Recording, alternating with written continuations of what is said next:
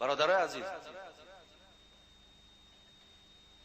ما به سوی پروردگار به عدد شکرگزاری میکنیم که امروز رسانیدن سخن خدا و رسول بسیار بسیار آسان و همه شرایط برای رسانیدن الحمدلله که مهیاست، ولی افسوس اجرایشش در بین ما و شما وجود ندارد. حاضر ببین همین داخل مسجد ما و شما چند هزاره که باشید، وقتی من از نام پیامبر میگویم که دروغ بالای برادر مسلمان نگو، تالی از مسجد بیرون شوی دروغ نمیگوی، دروغ میگوی. پس وقتی که بعد شنیدن که پیامبر برای ما تأکید دارد که مسلمان بالای برادر مسلمان دروغ نگوید، اگر تو پیغمبر دوست دار باشی، قرآن دوست دار باشی، اگر تو همین عنوان مؤمنی و مسلمانی را برای خودت عیب ببینی، تو باید دروغ نگویی، باید دروغ نگویی، زیرا پیامبر ولا یکذبوه گفته ایستاده است. این سخن پیامبر است. مسلمان بالای مسلمان دروغ نگوید. ولی ببینید اکثری دروغ در حالت سودا با وجود می آید. اکثری دروغ. پیامبر گرامی در حدیث مبارک می گوید الحلیف منفقة لسلعه ممحقة للبرکه. دروغ سودا را گرم میکند، مال در فروش میبرارد. وقتی دروغ گوین، وقتی خریدار اگر شما با دروغ خود جلب میکنین، اون چیزی که در اون مال وجود ندارد شما او را ضم میکنین، او را شما گوییم که با تمام آن صنعت و مهارتی که دارین وقتی عالی نشان میدهین، هر آینه خریدار برای خریدن آن چیزی تو بسیار بسیار ذوقمند میشود. پیامبر گفتند دروغ، قسم دروغ مال در فروش میبرارد، ولی ممحقة للبرکه، ولی که برکت عمر تو را خدا میگیرد. ببینید مال میره و سودا میشود، ولی برکت در حیات تو، برکت در ایمان تو، برکت در خاندان تو باقی نمیماند. شما تصور کنید که مال یک برادر مسلمان با فریب میاری در دسترخوان میگذاری، با زن و فرزندت میخری، این چه میشود؟ ممحقة للبرکه، برکت خدا میگیره. حضرت ابیذر میگوید پیامبر خدا را شنیدم که میگفت ثلاثه لا یکلمهم الله یوم القیامه ولا ینظر الیهم ولا یزکیهم ولهم عذاب الیم. فقرأها رسول الله صلی الله علیه و سلم 3 مرات. برادر عزیز، چرا ابیذر میترسد؟ چرا ما نمیترسیم؟ چرا ابیذر غفاری انسان بود؟ آخه او تخمش از یگان نقره و طلا نبود یا از آسمان نافتیده بود، او از یگان جنس ملائکه نبود. ابیذر هم یک انسان بود، مثل ما و شما آدم بود. وقتی سخن پیامبر شنید، بعد شنیدن کوشش کرد که این سخن پیامبر از بعد او دیگرها هم شنوند. و آن ترسی که ابیذر در این سخن پیامبر پیدا کرد، ابیذر خواست که همین ترس دیگر امتهای اسلام هم حس کنند، احساس کنند. ولی باز میگویم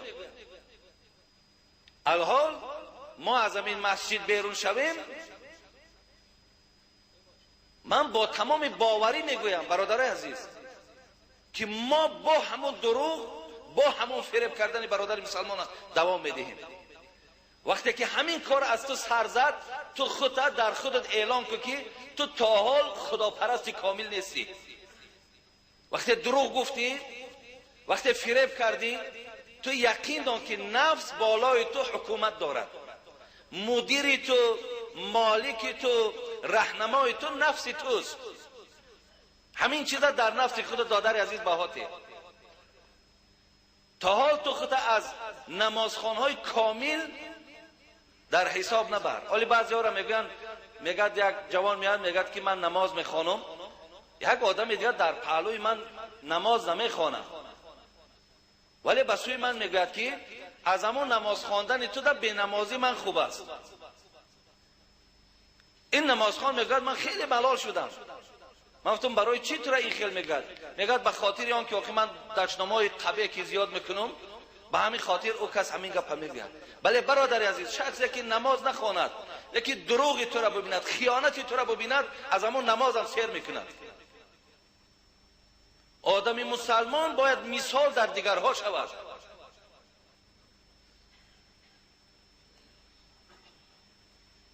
برای آن که دیگرها تو را مسخره نکنند، مذاق نکنند، از پشت تو برین امتی بے پروا و تنبل و نافرمان رو به سوی خدا نمی آرند، تو اصلاح شو. تو کوشش کن که اون کس در تو عملهای را ببیند که او را ذوق به مسجد شود، او ذوق گویم به شنیدن گفته‌های خدا شود، او رو به سوی نماز بیارد و پیامبر را ببینن اخلاقش، ولی صحبتش یک طرف، اخلاقش یهود دیگر مردم مشرک مسلمان میکرد. اخلاقش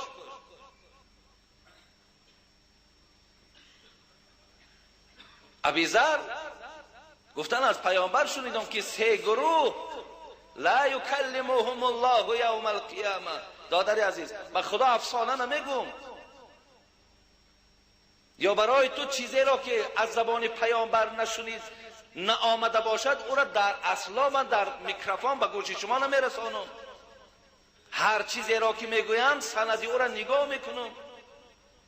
این سخن من را فقط همین 4-5 هزار شما نمیشنوین، بیرون از اینجا گوش میکنن. به این خاطر هر چیزی که هم میگویم فردا با پیش خدا برای هر یک جمله گفتگی ما جواب میگیم. از زبان پیامبر شنیدم که سه گروه روز قیامت خداوند با اینها تکلم نمیکند، یعنی اینها از گفتار پروردگار روز قیامت محرومند. دادر از به خدا این دنیا گفتی عبدالقادر بیدیل یک وجب راه هست بیدیل از تو تا دامان خاک، تو همو گوریستان محلتون بین تو و بین گوریستان همگی یک وجب است. میگن یک وجب راه هست بیدیل از تو تا دامان خاک، در سر این مژگان چو اشک ایستاده ای هوشیار باش. اشکی سر مژگانیم، یا این زمان میافتیم یا زمان دیگر میافتیم، خواه در جوانی جان من خدا میگیرد، خواه میان سالی خواه پیری، مقصد چی کار کنیم نکنیم پیش خدا رفتن منحصر. زیرا خدا و الیک المصیر میگوید بازگشت آن به سوی من است. اگه کوشش کنیم که بازگشت ما به خیر باشد، بازگشت ما این باشد که یگان حسرت نداشته باشیم، این فریب و حیله و این حرامخوری و خیانت و ظلمان با برای ما و شما با یگان مجسمه دهشت‌آور مبدل نشود و ما را تا روز قیامت عذاب کند. سه طایفه را روز قیامت خداوند همراه اونها گویم گپ نمیزند. باز پیامبر گرامی گفتند ولا ینظر الیهم، این سه گروه وقتی که جمع میشوند در یک جای الهیده خدا به اینا نظری رحمت هم ندارد. حالا ببین در دنیا ما و شما وقتی با یک کس صحبت میکنیم اگر یگان نفری را بد ببینیم تماما به اون نظر نداریم، با او صحبت هم نمیکنیم، با او یگان احوال پرسی هم نمیکنیم، به خاطر که دل ما وای بد میبیند. روز قیامت خداوند این سه گروهی را که بد میبیند، یکم که با اونها صحبت نمیکند، دویم با اونها نظری رحمت ندارد، سوم ولا یزکیهم. ابیذر میگه پیامبر گفت سوم اینا گفت که خداوند روز قیامت این سه گروه را پاک نمیسازد، ولا یزکیهم ولهم عذاب علیم. و پیامبر گفت خداوند سختترین عذاب دردناک بالای این سه نفر روا میبیند، این سه طایفه را. چه بدبختیه برادرای عزیز. خدا با تو گپ نمیزند، با تو نظر رحمت ندارد، تو را پاکت نمیکند. با زمین پروردگار برای تو عذاب دردناک شروا میبیند. ای عذاب خدا نمیترسی؟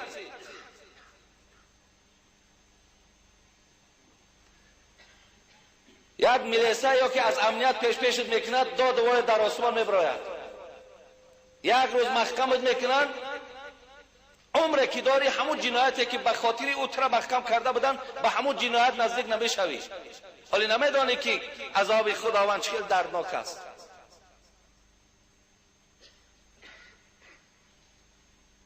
برای تو دردناکترین عذاب خدا روا میبیند. اینا کی باشد؟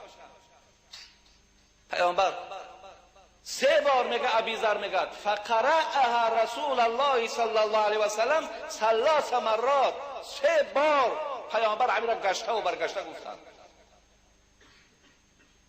ابیذر میگه گفتم خواب و خسروا یا رسول الله من هم.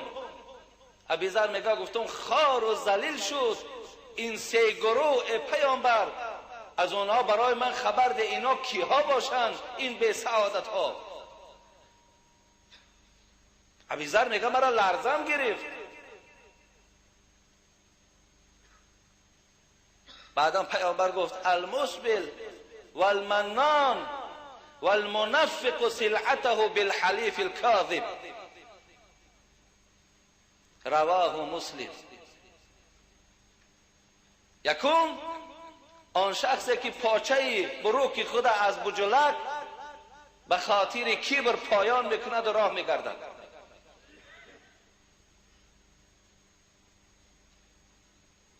برای همین احتیاطاً ما و شما پاچه کمون را بلند میکنیم در نماز که از بجل بالا باشد، که تا در این وعید ما داخل نشویم. والمنان، دوم کسی چیزی به یک کس میتید و بعد از او منتش میکند، منت میکند، خواه برای دادرش داد، خواه برای خواهرش داد، خواه برای رفیقش داد، خواه برای همسایش داد. بعد از آن منت گزاریش آنچنان می شود که همون گیرنده به جان می آید. در تمام جا آن چیزی که داده است به گوش مردم می رساند. میدانی که من فلانی را فلان قمال دادم، یا خود همون کس هم همچنان می گوید اگر همون مالی من نمیشد، همون چیزی من نمیشد، تو مقصد میمردی یا بی زن میماندی یا بی خانه میماندی. سوم پیامبر گرامی موضوع ما را گفتند والمنفق سلعته بالحلیف الکاذب. سوم کسی که مالش با قسم دروغ در سودا میبرارد. برادر عزیز، بغیر شما سوداگرها مردم دیگر هم در دیگر طبقه به دروغ حیات دارند. شما نترسین که مالتون به سودا نرفت شما میمیرین یا فرزندای شما گرسنه میماند. انا همین عقیده سست و ضعیف شما که رزق از خدا نمیبینین، انا همین راه های شیطانی را بعد در کسبتان استفاده میبرین. اگر برای شما عقیده درست و مستحکم و تو مؤمن کامل میشدی، خدا در قرآن در سوره زاریات برای بنده هاش خبر داد ان الله هو الرزاق ذو القوة المتین. من رزاق هستم، من تو را که به این دنیا فرستادم، من رزق تو را فراموش نکردم، من رزق تو را به تو میرسانم. برای همین برادرای عزیز، از حساب دیگرها کیسهاتون از مال حرام پر نکنین، خانه‌هاتون از زیب و زینت نتین، ماشینکای زیبا از حساب دیگران نخرین، زیرا ممحقتون للبرکه، خدا برکت از حیاتت میگیره. چنان مصیبتت میارد، افسوس که تو فراست نداری، افسوس که تو ایمان قوی نیست، و الا همون جزاهای هست که تو از راه حرام به دست آوردی، خدا در همین دنیا جزات میده و تو عبرت نمیگیری. بسیار مصیبت ها بالات میارد، بسیار مشکلات ها بالات میارد. فکر نکن که تو مال مردم با طریق فریب از خود کنی و خداوند غم این بنده هاش نخورد. خداوند مثل تو ظلم ندارد، مثل تو خیانت ندارد، مثل تو نامهربان نیست، بلکه پروردگار برای بنده هاش بسیار مهربان است. ناصر خسرو می گفت مروت نیست هر افتاده را براه بینی و خود مرکب برانی. این مروت نیست گفتن، این آدمگری نیست گفتن، این ایمانداری نیست گفتن، این مسلمانی نیست که تا جای دست یک افتاده را شما بگیرین، حالی او در دل شما سوزد، شما جوان مردی را نسبت او روا ببینین، تا جای این براه بینی و خود مرکب برانی.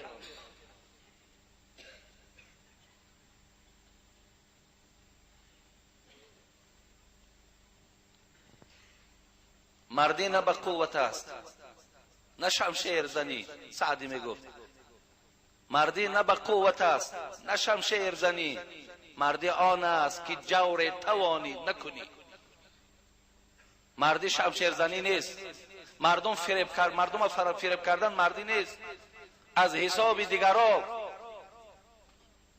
بهبودهای خود بود کردن نیست. مردی آن است که جور توانی نکنی. مردی آن است که از دست تو هر جبری که بالای برادر بیاید تو از امو جبر پشت گردانی. هر چیزی که حتی آدمی ساده تری نبیاوی تو، یا آدمی هست که در حالت خرید کردن ممکن 50 سامان 100 سامانش در تو ماند، اون نمیفهمد. مردی اینجا است که وای گردانده تی بگوی برادر عزیز این مال تو در دست من ماند، پگاه من برای این مال تو چی جواب میگم؟ کی همین سخن از زبان ما میبراید؟ کی زمانی میشده باشد که ما از خوردن مال یک برادر مسلمان حذر داشته باشیم؟ تا اگر همون دقیقه نیاید برادر عزیز، تا اگر همین شعار ما نشود، قسم به نام خدا نماز من ثواب ندارد. مثل که از مال حرام حاجی می رود حج می کند، حج از گردنش ساقط می شود و ولی حاجی نمی شود، همین نماز از گردن من ساقط است و نه ثواب دارد و نه برکت دارد و نه چیزی. شب پیش خدا بگریستم زار اقبال لاهوری، مسلمانان چرا خارند و زارند، ندا آمد نمیدانی که این قوم دل دارند و محبوب ندارند. این دلها پر ای حله و نیرنگ و این دلها پر از فریب و پر از خیانت ای. تا این دلها اگر اصلاح نشود برادر عزیز، ما خدا میداند در پیشگاه پروردگار چه قدر و چه قیمت داشته باشیم. خداوند همه شما را نگه دارد. خداوند برای همه برادرای ما که در ساحه سودا کار میکنند، خواه خوراکواری باشد، خواه آهن فروشی باشد، خواه گاز فروشی و بنزین فروشی باشد، خواه هر چیزی که از ساحه سودا باشد، خدا همه شما را اول انصاف دهد. خدای مهربان دلهای شما را دلهای با رحم گرداند. خداوند چشمهای شما را چشم گرداند که بدیدن یک برادر مسلمان در چشمهای شما ترس خدا پیدا شود. خداوند آن وسوسه هایی که برای فریب یک برادر مسلمان در خانه های دل شما خانه کرده بودند، خدا همه وسوسه ها را از دل های شما کنده و نابود بگرداند. خدا همه ما را، چه سوداگرهای ما را چه غیر سوداگرهای ما را، خداوند توفیق دهی که از راه حلال به دست آوردن رزق روزی در کوشش داشته باشیم، مهنت کننده باشیم. تا که پیامبر گرامی گفتن اگر یک جامعه که شما میخرین 10 درهم باشد، 1 درهم اما از پول حرام باشد، نماز تا نخوانی بهتر است. زیرا که او لباسی که در او 1 درهم اگر از مال حرام باشد، خداوند اون عبادت در سر تو میزند. چی جایی که بعضی برادرای ما که امروز بیچاره نه جمعه دارن، نه صحبت اهل علم گوش میکنن، از اونا در خونخوار وجود ندارد.